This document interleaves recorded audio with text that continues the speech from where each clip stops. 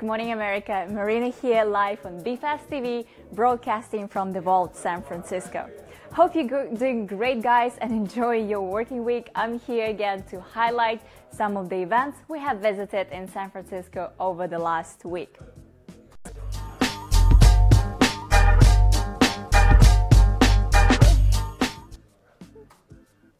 There are two events that I want to talk about. Event number one was organized by Picture Perfect, a community that hosts a series of events, the main focus of which is to raise meaningful conversations and enlighten creative women. This time we get lucky to have Elise Kay, founder and CEO of Bloom Bras, the innovative company that produces revolutionary lifting sports bra, pledged more than $30,000 on Kickstarter. So now watch her story of success and listen what she's got to say. One of the things that I'm glad that I did was that we did not spend money on creating fancy videos. We went very raw, and I think because of that, given the nature of the product, that's what helped it go viral. We had this one video where we were literally squeezing like a tomato and then an egg and then Jell-O, and the whole thing was we're not all symmetrical. And that video ended up with I don't know, I think it was 200,000 views. And it was made in about 7 seconds. But so much of it is about who you know, and it's about who is willing to support you and who's willing to share and who's willing to help to build that community. And I truly believe that one of the beauties of being in the Bay Area is that you've got so many resources and so many people who are there to pull you up and to say, do it. So you've heard it, just go and do it, especially if you're in the Bay Area where you have so many opportunities to kick off your business from the ground. So no excuses, guy. Another interesting story that Elise of Bloom Bras has shared with us is the story of her meeting with the male investors. Watch it right now.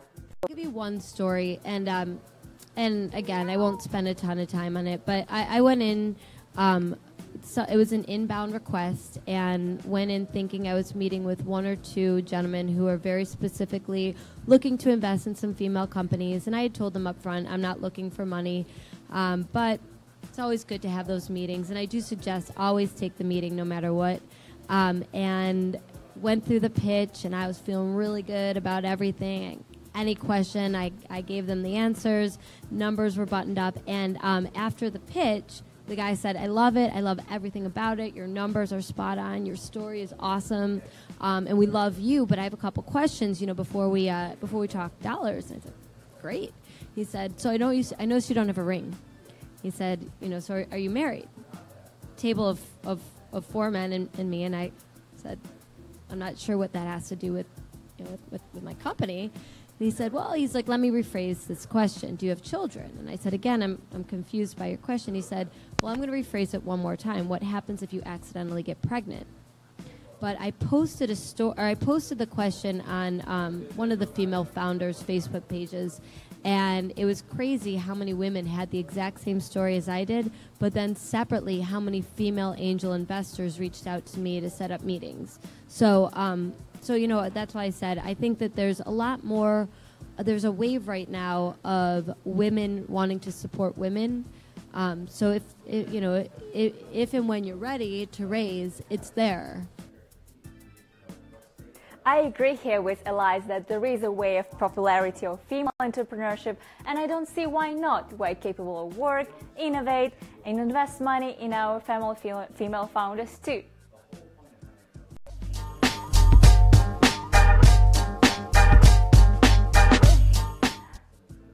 Event number 2, Travel Tech Meetup that has happened here at the Vault. There was a bunch of cool startup pitching at the event, including myself, so check this video out now. Hi everyone, my name is Marina. I'm the co-founder of BFast TV. We are a video online channel about emerging tech and the people behind it. You can think of us like MTV of tech. So we produce the documentaries about startup founders, we cover different tech-related events, and also we help founders to become famous and get this exposure through videos. So if you have, let's say, events, or if you want to create a story about yourselves or your product, you can find me. We have a small studio here at the Vault. So yeah, reach out and see how we can help you. Thank you so much. All right, awesome. Thank you. So Travel Tech guys, I have a Travel Tech conference in June 7th to 9th in San Francisco. It's the only independent travel technology conference for startups and engineers. If you want to pitch at the conference, go ahead because the application process is still open till 14th of April.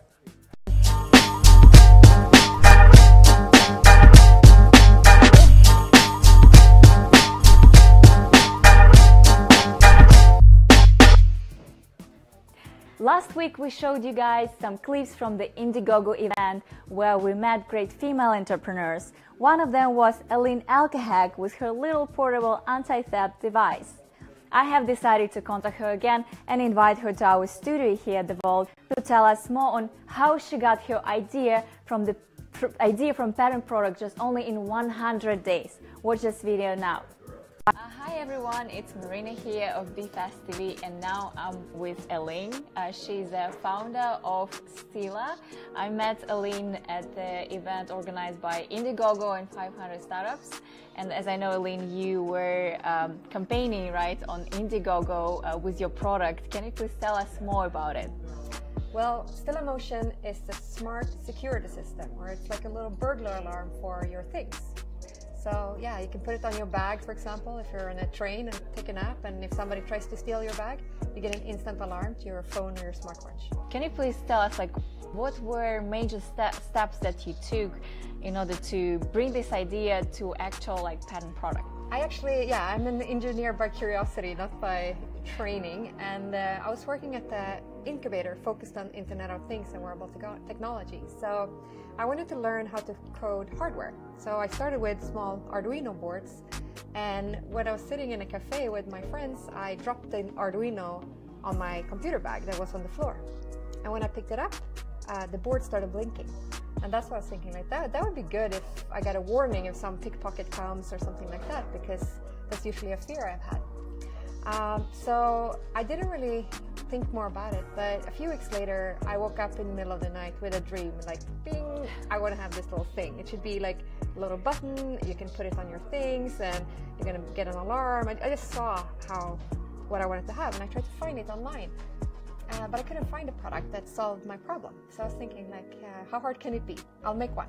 So I took the idea and I started with like a PowerPoint prototype. I found a little gadget at home and I taped it on, and I walked around Silicon Valley with like my little Arduino in one hand and my little prototype in the other, and like, hey, I want to do this thing and I want it to work for my smartwatch so I can get an alarm if somebody takes my stuff. Is that a good idea? And how do I do this? And I got a lot of advice. So the first step was to dare to ask a lot of stupid questions. So to kind of like, I want to do this. Do you know someone who can help me do this? And then go on questions and take the idea forward that way. So so you showed me the pictures when you were making this cookie-like prototypes. What are those? Well, it's not cookies. It's prototypes made of clay and paint at my mom's kitchen table. So at the moment when I was working on it, I was in the countryside in Sweden, and I didn't have any 3D printers, I didn't have any funding. I just had this idea of this thing I wanted to make. So I took the resources I had, which was like going to a little hardware store and buying some clay and paint and some batteries, and kind of molding. Should they be round? Should they be squared? What should they look like? And then ask people. So I did A/B testing with hardware in clay instead of websites. So it was very fast, it was very cheap, and I got a lot of feedback that was super valuable for a very low cost. So you got the winner. Yeah. And so where did you go next? Well, I took my little clay prototypes and then I literally took a photo on it. And then I sent it to a friend of mine who's a designer and said, like, hey, I want to make this thing. And I love Apple's elegance. I was like, can you make it look like it belongs to the Apple family? And make this, make it look nice so it fits in there, because I wanted to have it for my Apple Watch. And then, he came back with a design that he liked. And then I forwarded that design to a technology partner that I was working with, and they could, together with the designer and me, complete the first prototype within 100 days. Did you still spend any money on something aside like clay and some? Yeah, I mean the first prototype was like hardware. I mean it was functioning in the way that like when you push the button and it light up. It wasn't connected with all the sensors and everything that I need, but at least had like the form factor I had in mind and a functionality that you could prove that this is an idea, this is what it's supposed to look like. And the last part, that took some of my savings, but it was less than $10,000 altogether, so maybe it was $8,000 or something that I spent from the idea, because it took a couple of $1,000 for doing the patent application and starting in Delaware Inc. and some legal stuff. So something like that I took from the idea to starting a hardware company.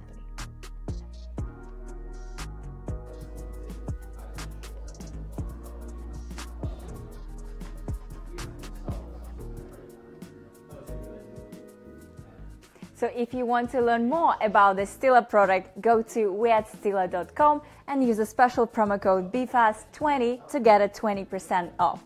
Alright, as if for now, I'm signing off, but before I go, I want to announce that this week we're going to live stream on our Facebook page one of the coolest conferences in the Bay Area. It's Women in Tech conference organized by Silicon Valley Forum.